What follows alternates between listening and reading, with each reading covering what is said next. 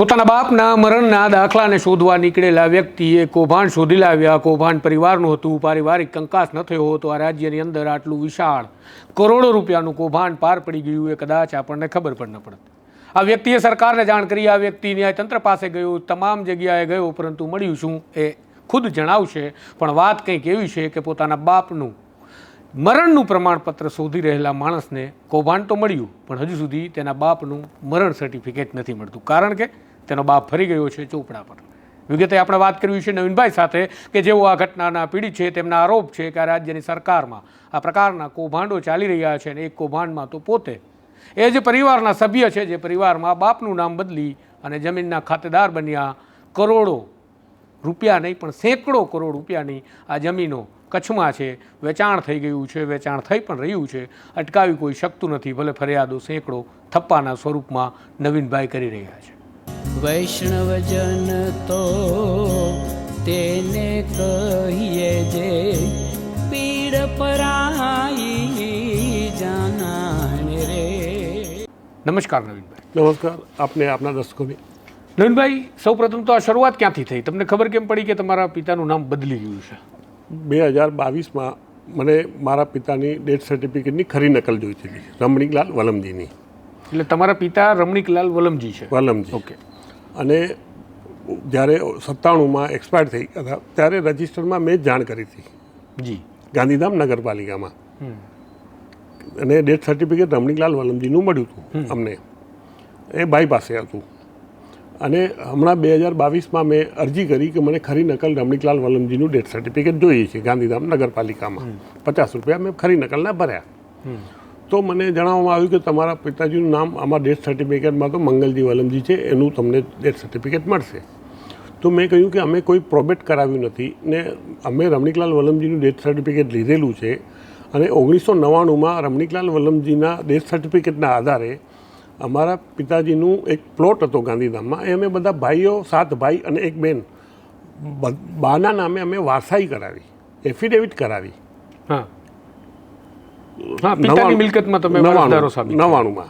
હવે 97માં 7 મહિના પછી ડેથ સર્ટિફિકેટ એકવાર નહીં 2 વાર બદલાઈ ગયા. મેં આરટીઆઈ કરી, એમાં જવાબ માંગ્યો કે ભાઈ આ કેવી રીતે બદલાણા, એનું કારણ આપો, એના ડોક્યુમેન્ટ રજૂ કરો. તો એ કાંઈક ડોક્યુમેન્ટ રજૂ કર્યા નહીં એ લોકોએ. મેં રાજકુમાર બેનીવાલ, જે નગરપાલિકાના હેડ છે, એમને વાત કરી, એમને ફોન કર્યા, પણ કે તમે કોર્ટમાં જાઓ, તમને ડેથ સર્ટિફિકેટ તમને મંગલજી વલમજીનું જ મળશે. મેં કહ્યું મેં બદલાવ્યું નથી, અમે ડેથ સર્ટિફિકેટ બદલાઈ કેમ ગયું? જ્યારે આ બધી વસ્તુની જાણ થઈ ત્યારે આ ડેથ સર્ટિફિકેટના આધારે વર્ષામેડીમાં એક 500 થી 700 કરોડની જમીન, એના આધારે એક તો બીજા કોઈની જમીનમાં વારસાઈ કરાવી નાખી હતી. બીજી એ નામને મહેન્દ્ર મંગલજી, અમારા મોટા ભાઈ મહેન્દ્ર મંગલજીના નામનો ઉપયોગ કરીને બધી જમીનો લીધી.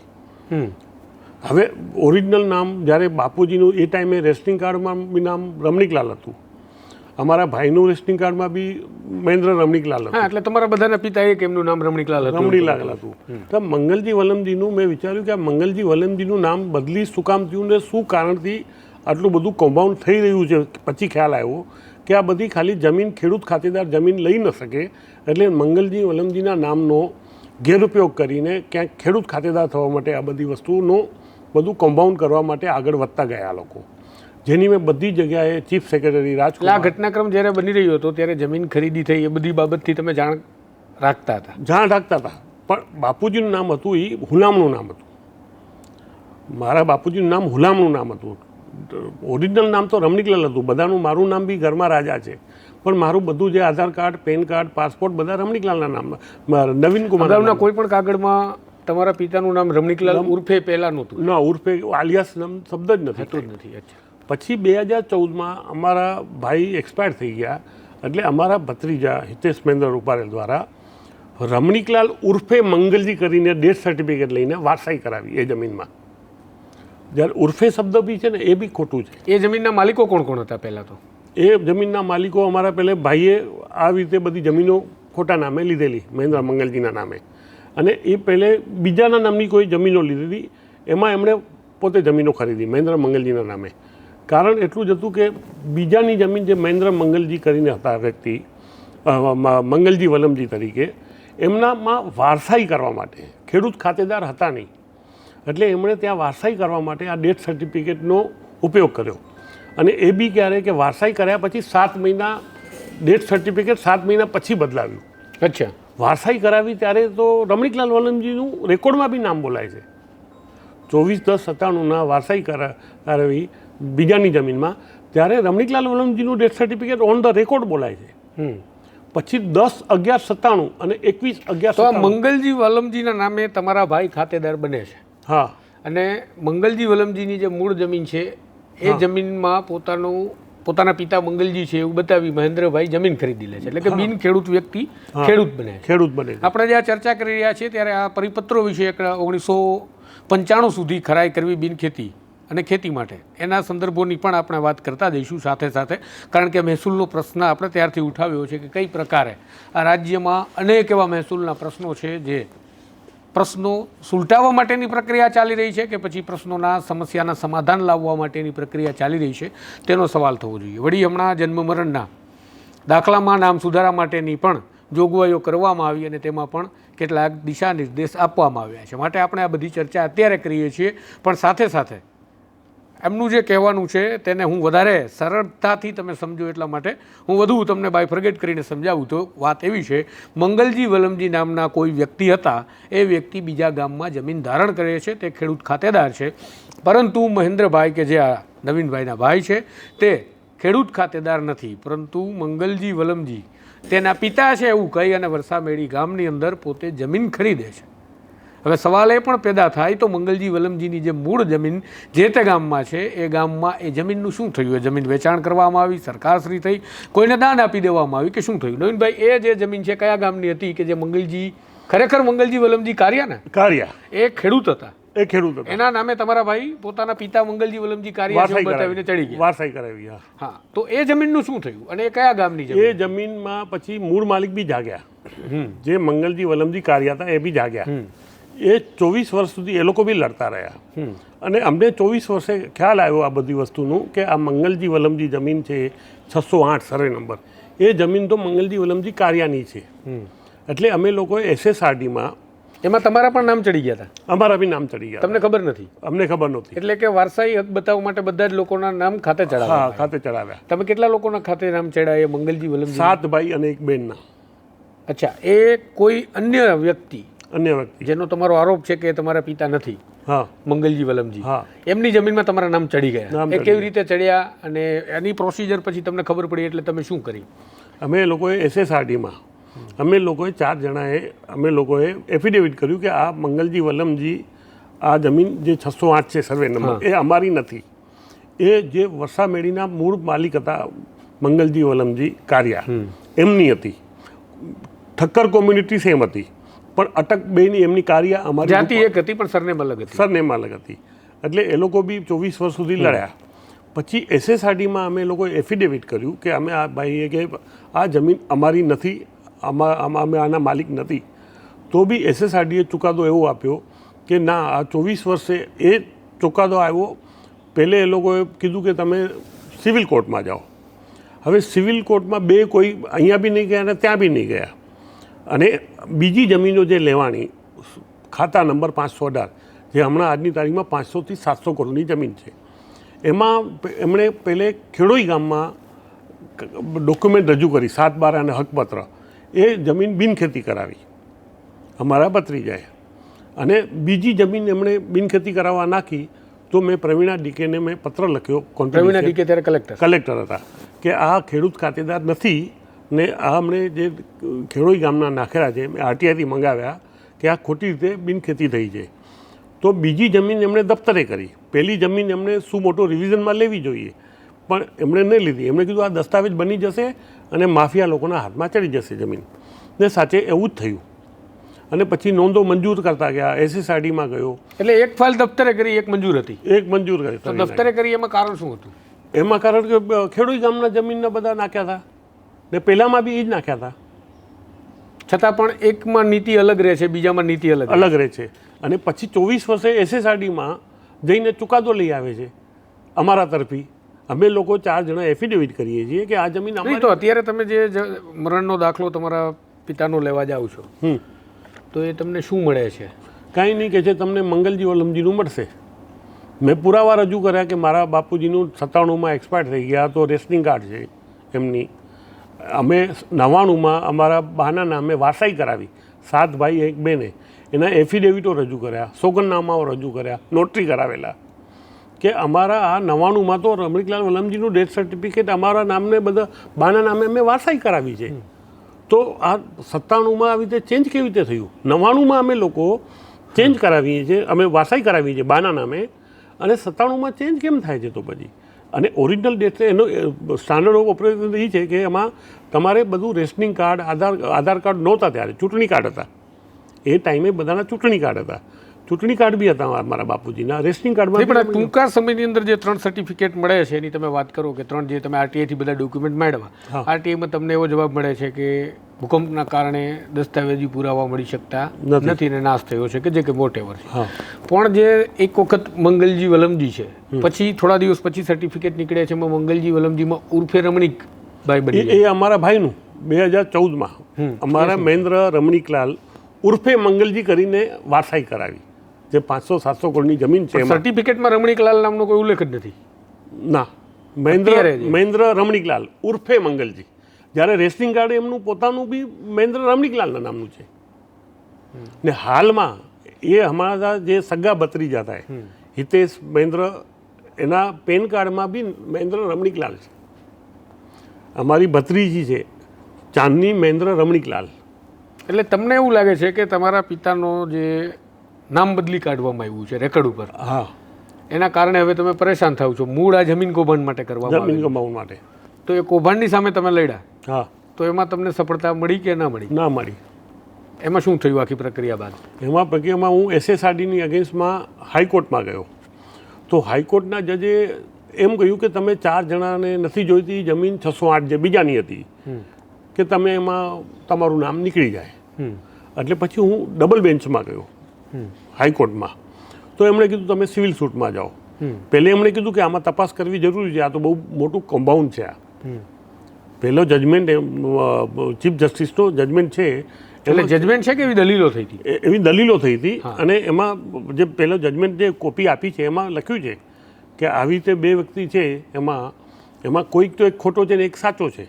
ને એ સચિવમાં બી રેકોર્ડમાં બોલે છે કે મંગલજી વલમજી નામના 2 વ્યક્તિ છે, એમાં કોઈ એક વ્યક્તિ ખોટું બોલે છે, આમાં કોઈ એક ખેડૂત ખાતેદાર નથી. તો એ અમારા ભાઈ નહોતા. અચ્છા, મંગલજી વલમજી, માવજી, પ્રાગજી, અમારા 7 પેઢીના અમે લોકો પેઠીધામા રજૂ કર્યા.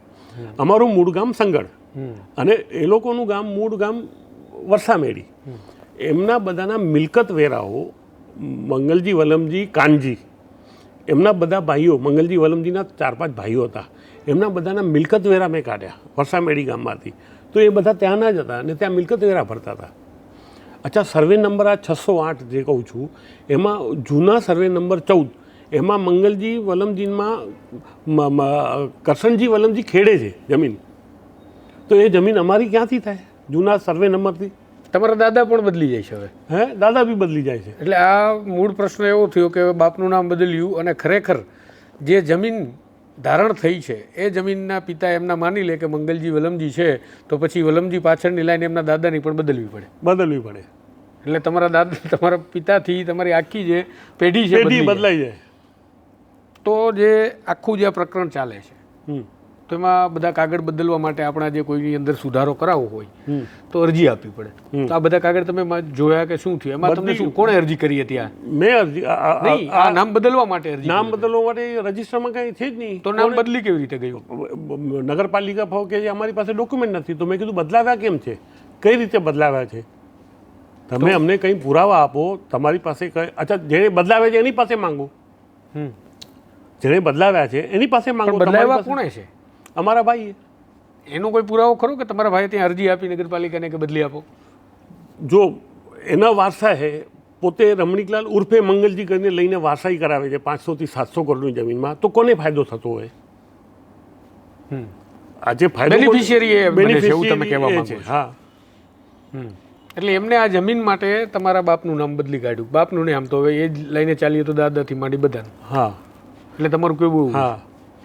એટલે એમના જે આક્ષેપ છે એ પ્રમાણે કે 500-700 કરોડ રૂપિયાની જમીન છે જે બિન ખેડૂત વ્યક્તિએ લઈ ખાતેદાર બને છે. ખાતેદાર બનવા માટે મંગલજી વલમજી અને કાનજી એટલે કે વલમજીના પિતા એમના નામનો ઉપયોગ થાય છે. ખેડોઈ ગામની આ જમીન હતી એટલે વ્યક્તિ જમીન ધારણ કરવા માટે આ નામનો ઉપયોગ કરે છે જે ખેડોઈ ગામના અસલ ખાતેદાર હતા.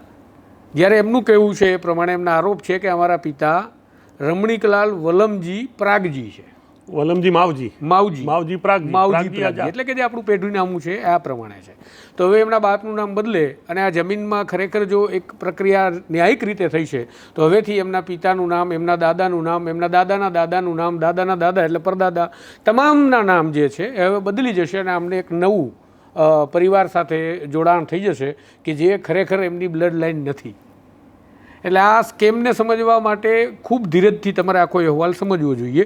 કારણ કે આ રેવન્યુની અંદર તમે વિચારો કે જો આક્ષેપની અંદર સત્યતા હોય તો જમીન ધારણ કરવા માટે બાપના નામ તો ઠીક છે, પેઢીઓ બદલવા માટેની પ્રક્રિયા આ રાજ્યમાં શરૂ થઈ છે. અને આપણે હવે 1951થી અત્યાર સુધીના ટાઇટલ માંગવાના બદલે પરિપત્ર કરીએ છીએ કે માત્ર 95 સુધી ટાઇટલ મેચ કરવા એટલે ખેડૂત ખાતેદારનું પ્રમાણપત્ર પણ થઈ ગયું અને બિનખેતી માટેની પ્રક્રિયા પણ થઈ ગઈ. જે પ્રક્રિયા કરવા માટે આપણે 51-52 સુધી જવું એનો પરિપત્ર 2015માં કરવામાં આવ્યો હતો. કારણ કે રાજ્યની અંદર બોગસ ખાતેદારોની ભરમાર છે. રાજ્યની સરકારને ક્યાંક ને ક્યાંક ગંધ આવી અને બાદમાં પ્રમાણપત્રનો પ્રશ્ન આવતા આપણે આ પરિપત્ર 2015માં લાવ્યા. હવે એને આપણે બદલીએ છીએ અને એવું કહીએ છીએ કે 1995 સુધીનું બધું ચાલશે. ત્યારે જ મેં આક્ષેપ લગાવતા કહ્યું હતું કે આ રાજ્યની સરકાર આ પરિપત્ર લાવી શું કરવા માગે છે? શું બિન ખેડૂત ખાતેદારો જે બોગસ 95 પહેલાં બની ગયા છે એમને લાવવા છે? એની માહિતી મેળવવા માટે હું સચિવાલય સુધી ગયો. અધિકારીઓ જે સહી કરે છે એમને પણ ખબર નથી કે તેઓ શું લખે છે. એ પ્રકારનો એ જવાબ આપે છે અને એનો અહેવાલ પણ નવજીવને તમને બતાવ્યો છે. નથી જોયો તો તમે જોઈ શકો છો. આ સમગ્ર પ્રક્રિયામાં શું કૌભાંડ ચાલી રહ્યું છે તો એમનું કહેવાનું એ છે કે એમના ભાઈએ આ 500-700 કરોડની જમીન પોતે બોગસ ખેડૂત ખાતેદાર બનવા માટે એમના બાપના નામ બદલ્યા છે. તો બાપના રેકર્ડ તપાસવા માટે તેમણે અનેક પ્રકારની અરજીઓ કરી, પુરાવા રજૂ કર્યા કે મારા બાપનું નામ રમણીકલાલ છે, પણ તેમનું નામ આખરે બની જાય છે શું નામ આપે કીધું? મંગલજી વલમજી. નામમાં પણ આપણે ગોટે ચડી રહ્યા છીએ. તો મંગલજી વલમજીના પરિવારના લોકો જ્યારે દાવાદુવી લડે છે પછી શું થાય છે? હવે મંગલજી વલમજીના જે અસલ મંગલજીના દીકરા અસલજી મંગલજી વલમજીના આ લોકોએ શું કર્યું, એક સચિવનો ચુકાદો આવ્યો. શું ચુકાદો આપ્યો? SSRDએ કે એ જમીન એમની નથી, અમારી છે. SSRD આ ચુકાદો શેના આધારે આપ્યો? કે હકપત્રમાં નામ અમારી જમીન ખાલી ન રહેવી જોઈએ. એનું કારણ? હકપત્રમાં રેવન્યુ આવી જોઈએ એવું લખ્યું છે. હા, એવું લખ્યું છે. પછી તમારા નામે જબરદસ્તી કરી કે તમારે જમીન રાખવાની છે. એટલે તમારા કેટલા લોકોના નામ ચડ્યા? અમારા 7 જણા, 7 ભાઈ અને 1 બહેનના. કેટલા લોકો કહેતા હતા કે આ જમીન અમારી નથી? 4 જણા. છતાં SSRD એવું કીધું કે આ જમીન તમારી છે, રાખવી જ પડશે. હા, રાખવી જ પડશે. તો સામેવાળી પાર્ટીએ પછી શું કર્યું કે જે અસલ મંગલજી વલમજીના દીકરીઓ છે એટલે આ લોકોએ જે કમ્પાઉન્ડ કરવાવાળા હોય એ લોકો સાથે સેટલમેન્ટ કરી લીધું કે અમારું 25 વર્ષ સુધી લડ્યા કે અમારું હવે અમે આગળ જઈશું નહીં હાઈકોર્ટમાં કે ક્યાંય બી. એવું ક્યાં મૂક્યું ને? એ લોકો સાથે કરાર કરી લીધું. હા, એકલાએ જ અમારા ભત્રીજાએ એકલા જ કરાર કરી લીધું. SSRD પછી આ મેટરને લઈ અને ક્યાંય આગળ નહીં જવાનું. SSRDનો ચુકાદો આવ્યો પછી વાંધારજી બી નાખે છે મામલતદારમાં.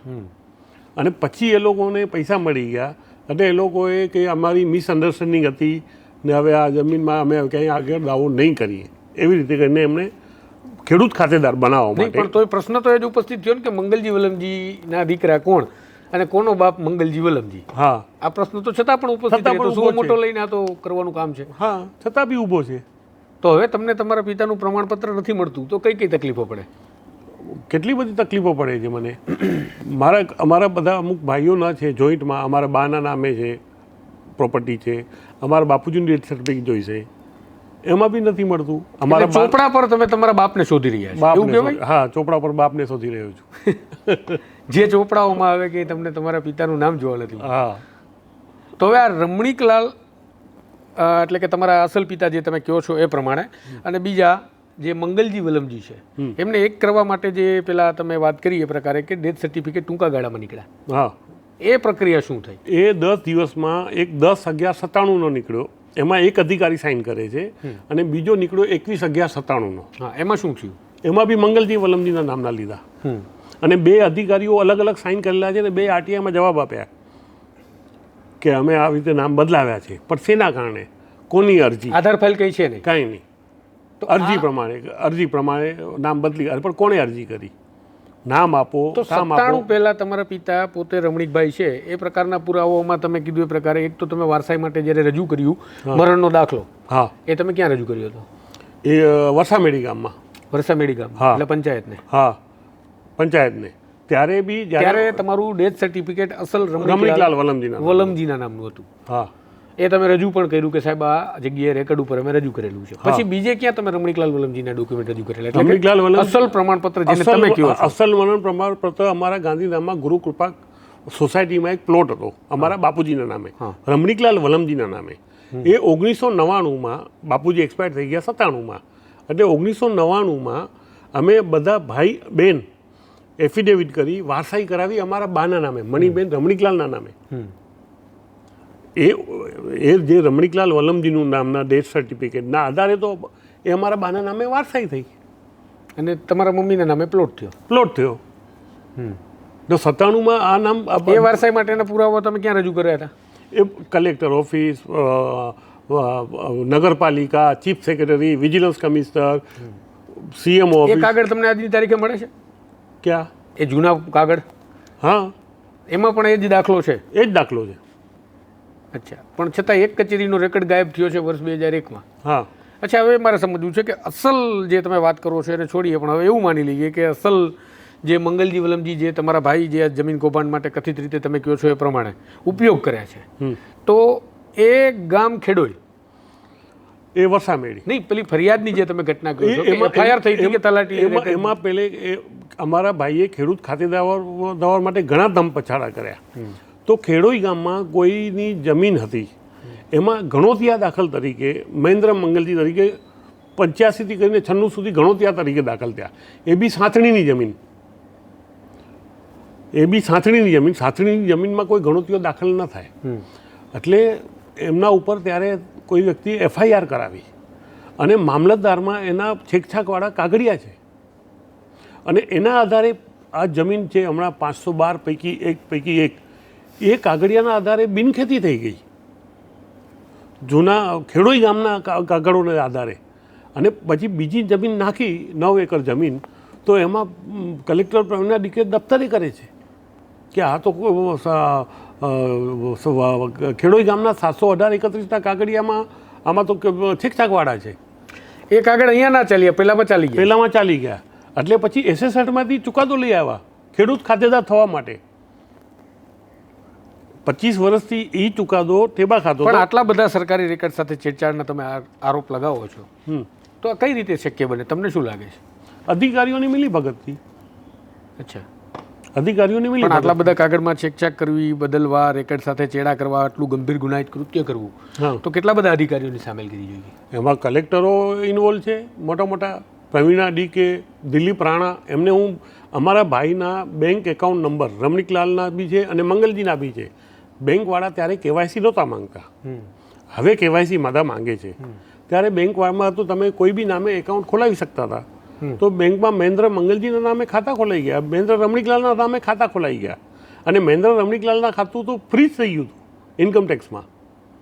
મહેન્દ્ર મંગલજીનું ખાતું બચી ગયું, મતલબ જમીનો બચી ગઈ. ને એ જમીનના આધારે અમારા ભત્રીજાએ 2014માં એમાં બી ખોટું ડેથ સર્ટિફિકેટ ઉર્પે કરીને જમીન બચાવવા જુઓ કેવા કમ્પાઉન્ડો થાય છે. ને એટલે એક સર્ટિફિકેટમાં ખાલી મંગલજી છે, હા, પછી બીજામાં ઉર્ફે મંગલજી આવે છે. એ અમારા ભાઈનું મહેન્દ્ર. તો એ ઉર્ફે કરવા માટેનું સર્ટિફિકેટ ક્યાંથી લાવી અને શેના આધારે ઉર્ફે લખાયું? બસ એમ જ પોતાની. આજે મારે કોઈ સર્ટિફિકેટ છે, હું જે પ્રમાણે સમજુ છું, મારે કોઈ ડેથ સર્ટિફિકેટ જોઈએ કે જન્મ તારીખનો દાખલો કે લગ્નનું સર્ટિફિકેટ, બરાબર, તો મારે પુરાવાઓ સોગંદનામા અને આખી એક પ્રક્રિયા છે જેને ફોલો કરવી પડે. બરાબર. હવે એમાં બદલવું છે કંઈ, તો ફરીથી એક પ્રક્રિયા છે જેને ફોલો કરવી પડે. બરાબર, કે આ પ્રક્રિયા મારે આ નામ બદલવા માટે હું કરું છું ને આ મારા સોગંદનામા છે, આ ડોક્યુમેન્ટ છે, આ પુરાવા છે, ને આ પ્રમાણે આપણે તો જઈએ તો ગેજેટ કઢાવવા સુધી મોકલે છે કે ગેજેટ લાવો. અને આમાં ઉર્ફે કરવા માટે કઈ પ્રક્રિયા થઈ? કાંઈ જ નહીં. એમાં રમણીકલાલ, એમના રેસ્ટિંગ કાર્ડ બી રમણીકલાલનું હતું, મહેન્દ્ર રમણીકલાલનું. તો ઉર્ફે કેવી રીતે? ઉર્ફે જમીન માટે ખાસ કમ્પાઉન્ડ નહીં, પણ શું અરજી આપીને ઉર્ફે કરાવે છે? રમણીકલાલનું ડેથ સર્ટિફિકેટ ત્યાં સબમિટ કરે છે, સ્મશાનનું કાર્ડ સ્મશાનનું, એમાં રમણીકલાલ જ છે, મહેન્દ્ર રમણીકલાલ, પણ ઉર્ફે નગરપાલિકાના અધિકારીઓની મિલીભગતથી ઉર્ફે કરાવી લે છે. કાંઈ એની પાસે કાંઈ આધાર પુરાવા એટલે નથી. આ પ્રકારની કૌભાંડની જો તપાસ થાય તો કચ્છમાં શું માત્ર એક જ આ પ્રકારનું પ્રકરણ છે એવું લાગે? આવા તો હું જે અધિકારી છે હમણાં રિટાયર થઈ ગયા, ઓછામાં ઓછા 5 થી 7 લાખ કરોડના આવા કૌભાંડ હશે, જમીનના કૌભાંડ કચ્છમાં, કે જેમાં કોઈના નામે કોઈ ખાતેદાર બની ગયું. ખોટા ખેડૂત ખાતેદાર. હમણાં ઓન ધ રેકોર્ડ કહું છું, એક વ્યક્તિની જમીન 400, 300, 400 કરોડની. એ વ્યક્તિ મુંબઈ રહે છે. મને એક પત્રકાર ભાઈ ગોતતા આવ્યા, એટલે જાણતા હતા કે આ વ્યક્તિ કોણ છે. આ વ્યક્તિ તો ભાઈ પેડરો રહે છે અને 400 કરોડનો બંગલો છે. મને એમની બધી જમીનો ગઈ. કેવી? રૂપારેલ ખાઈ ગયા બધા. કોણ ખાઈ ગયું? ત્યાંના લોકલ લોકો. આજે હમણાં ગુજરાત ડેવલપ થયું છે પણ આટલા બધા અધિકારીઓ મિલીભગત તમારા ભાઈ સાથે કરી લે તો તમારા ભાઈ પાસે આટલી બધી પાવર કેવી રીતે આવે છે કે આટલા બધા તમે જે આરોપ લગાવો છો અધિકારીઓ કે એમ તો મેનેજ ન થાય તમારાથી આટલા બધા રેકોર્ડ બદલવાની વાત છે, છેડછાડ કરવા બદલી ગયા તો બી. પણ તો કોણ સાથે છે? અધિકારીઓ રાજકારણીઓ બધા સાથે છે. 700 કરોડનું કમાવાનું હોય તો બધા સાથે હોય. એના વગર તો અશક્ય નથી. 700 કરોડની જમીનમાં જ્યાં કલેક્ટરો જોઈ છે કે આ બેંક એકાઉન્ટ નંબર બે નામના છે, રેશનિંગ કાર્ડ એક જ છે રમણીકલાલનું, પેન કાર્ડ છે એ બી રમણીકલાલનું છે. અમારા ભાઈનું જે ભત્રીજાનું છે એ પેન કાર્ડ બી રમણીકલાલનું છે, હિતેશ મહેન્દ્ર રમણીકલાલ. તો જે મૂળ જગ્યાએથી તમારા ભાઈ ખાતેદાર બન્યા કે જે મંગલજી વલમજી હતા, એની જે મૂળ જમીન હતી એ મૂળ જમીન તમારી થઈ ને? તો કઈ આજે માની લઈએ કે ખેડોઈ ગામથી કે જે કોઈ જગ્યાએથી મંગલજી વલમજી તમારા ભાઈ ઉપર તમે આરોપ લગાવો છો કે અમે રમણીકલાલના દીકરા છીએ, મંગલજીના નહીં. તો જે મંગલજીના નામે તમારા ભાઈએ જમીન લીધી એવો તમારો આરોપ છે, એના કૌભાંડ આચરી નાખ્યું છે. તો જે મંગલજી છે એ ખેડૂત ખાતેદાર હતા તો જ તમારા ભાઈ બને?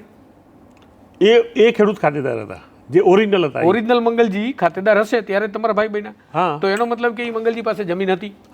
તો એ જમીનના જો ખરેખર આ મંગલજી તમારા સાચા બાપ છે, જેમ બધાએ તમને ચુકાદા આપી દીધા કે મંગલજી વલમજી તમારા બાપ છે, રમણીક નહીં, બરાબર છે, તો હવે આ મંગલજી વલમજી જો તમારા બાપ હોય તો એ જમીન તમારી માલિકીની થઈ ને વારસદાર તરીકે? અમારી બનાવે છે જબરજસ્તી. તમને હકીસો મળે? હા, તો હકીસો મળે. બરાબર છે. તો એ જમીન છે ક્યાં? એ જમીનમાં બી સિંગલ જજે એવો ચુકાદો આપે છે યુનિક કે આ જમીનમાં તમને 4 જણા ન જોઈએ તો તમે નીકળી જાઓ. મંગલજી વલમજી અમે રૂપારેલ 7 ભાઈને 1 બહેનનું સચિવે ચુકાદો આપ્યો. તો સિંગલ જજ એવો ચુકાદો આપે છે યુનિક કે તમને 4 જણા ન જોઈએ તો તમારું નામ કાઢી નાખો, એમાંથી 3 જણાનું નામ રહેવા દો. એવું ક્યારે સાંભળ્યું નથી ક્યારે આવું. એ દલીલો હાઈકોર્ટમાં બી થઈ છે. તો હવે તમે ન્યાયતંત્રમાં જઈ આવ્યા છો, તમે કહો છો એ પ્રમાણે, તો હવે શું તમે કરશો ને ક્યાં જશો ને તમારી માંગણી શું છે? ડેથ સર્ટિફિકેટ મારા રમણીકલાલ વલમજીનું જે મારે હક છે, મારું જાણ કરનાર તરીકે મારું નામ છે એ જોઈએ ને.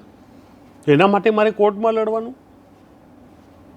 રમણીકલાલ વલમજીના ડેથ સર્ટિફિકેટ મારે કોર્ટમાં જવાનું મારે.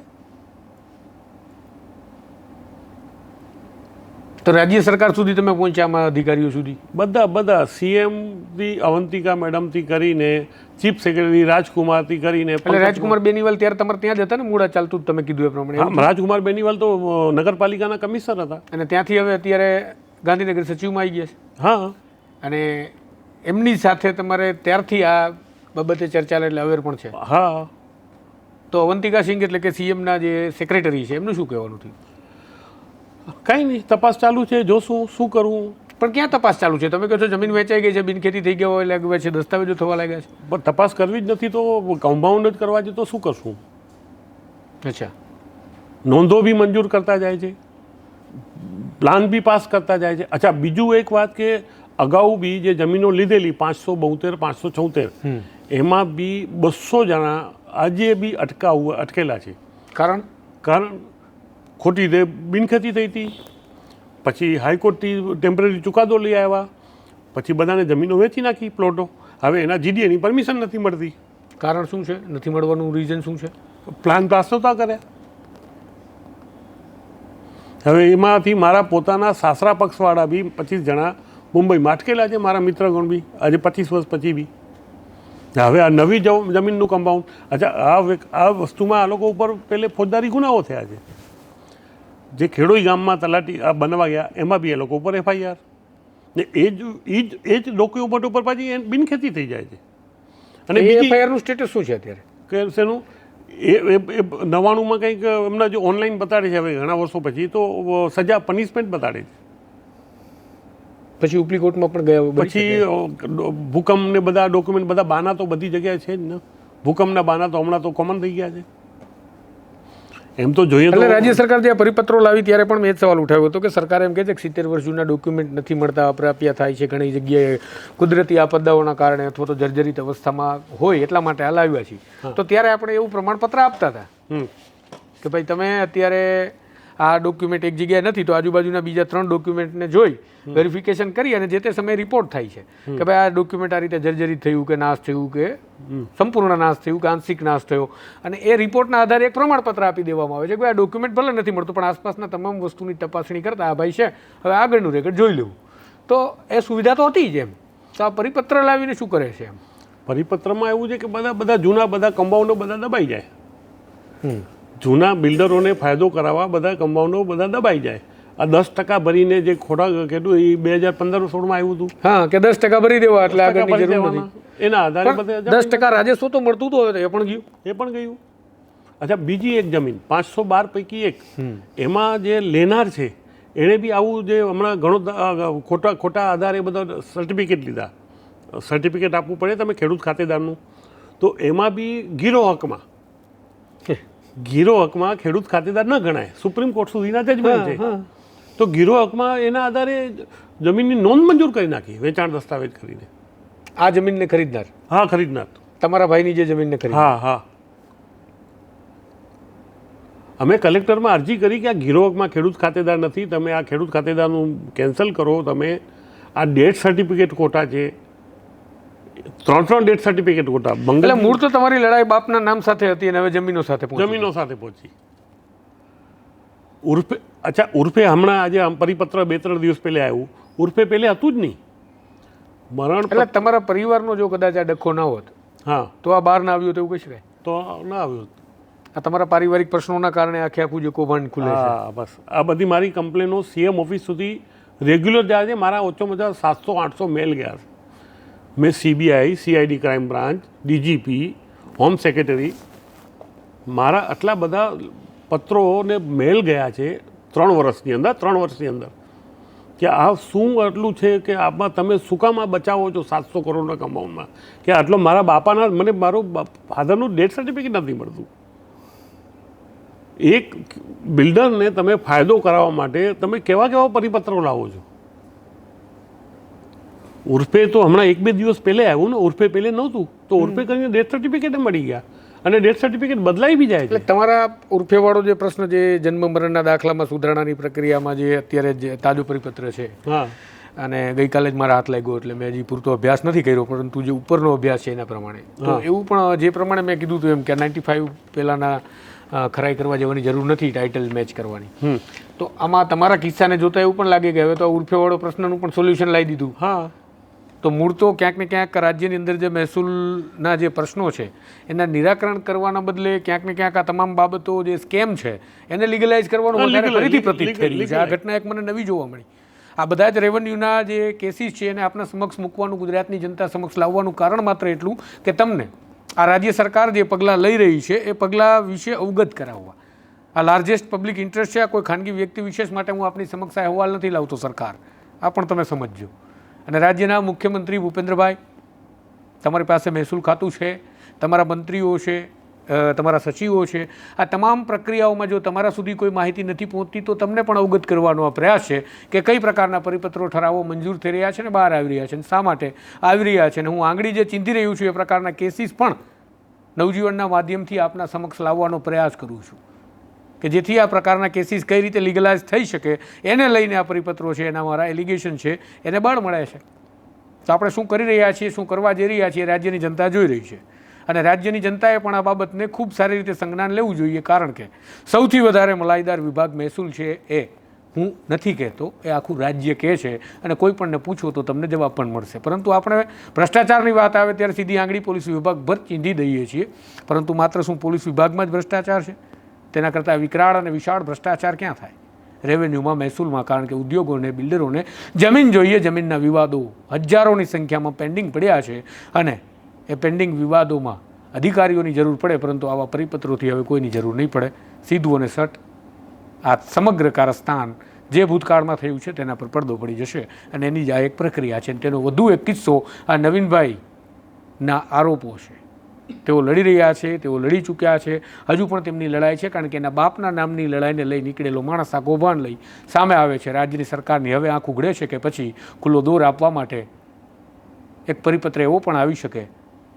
કારણ કે જો આટલી બધી હિંમત થતી હોય તો આપણે સ્પષ્ટતાથી લખી નાખવું જોઈએ કે તમામ કૌભાંડો આજથી લીગલાઇઝ છે. તમામ કૌભાંડકારીઓ આવી અને અરજી કરી દેજો. કોઈ પણ રાજ્યની સરકાર તમને કંઈ પણ નહીં કરે. આ અહેવાલ આપને કેવો લાગ્યો, સમજાયું કે નહીં એ પણ કમેન્ટમાં જણાવજો. આ પ્રકારના તમારા પ્રશ્નો છે તો મોકલવાનો પ્રયાસ જરૂર કરજો, પરંતુ ધીરજ સાથે આવજો. કારણ કે આ પ્રકારના હજારો કેસીસ અમારા સુધી આવવા માટે પ્રયત્નશીલ છે. સેંકડો આવી ચૂક્યા છે. અમારે પણ અભ્યાસની જરૂર છે. રાજ્યની સરકાર આ બાબતે ધ્યાન દોરી અને કાર્યવાહી કરે, અન્યથા આપણે સમજવાનું છે કે 182 ધારાસભ્યોમાંથી સત્તા પક્ષ સાથે 156+5 જે બેઠા છે અને રાજ્યના મુખ્યમંત્રી જે વિધાનસભા પર મુખ્ય નેતા તરીકે બેઠા છે અને રાજ્યનો દોરી સંચાર સંભાળે છે, જેમની પાસેથી પોલિસીઓ નીકળે છે, એ પણ શું કરી રહ્યા છે? આ એક મોટો સવાલ છે.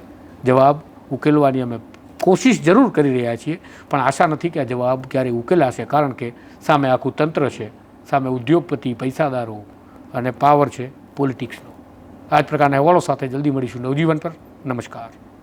વૈષ્ણવજન તો તેને કહીએ જે પીડ પરાય.